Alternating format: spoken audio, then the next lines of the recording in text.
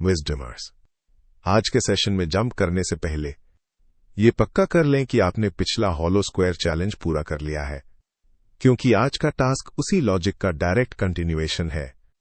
आज हम nested loops की दुनिया में थोड़ा और गहराई में जाएंगे, और मैं इस बात पर जितना भी जोर दूं कम है कि आपकी कोडिंग जर्नी के लिए आज का ये पॉइंट कितना जरूरी है। Stay focused.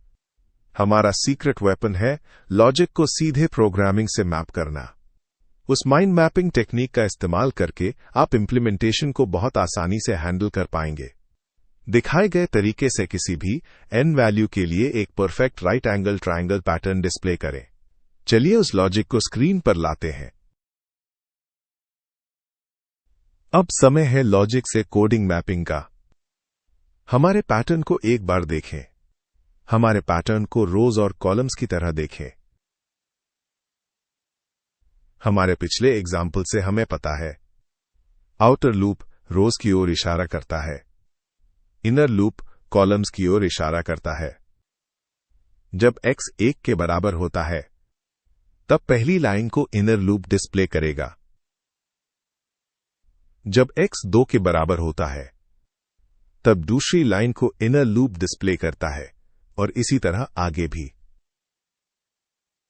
एक जरूरी बात जो आपको समझनी चाहिए, जब x की वैल्यू 1 होती है तो इनर लूप को एक बार एग्जीक्यूट होना पड़ता है, क्योंकि हमें एक एलिमेंट डिस्प्ले करना है।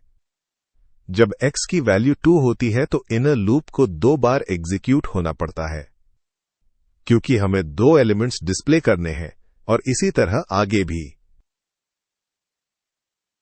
इनर लूप को आउटर लूप के आधार पर कंट्रोल करना होगा। जैसा कि दिखाया गया है, हम इनर लूप में x का इस्तेमाल करके ऐसा करते हैं।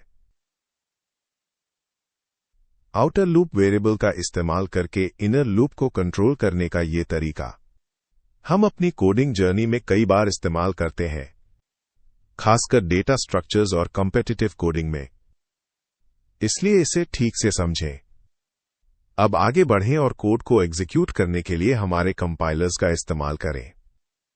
उसके बाद सॉल्यूशन चेक करें।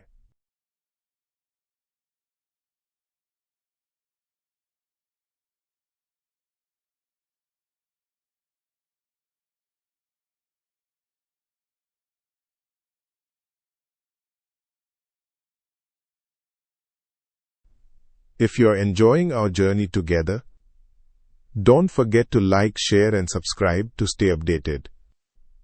For more deep dive resources, including practice quizzes and real-world projects, visit the Wisdomers app at www.wisdomers.in.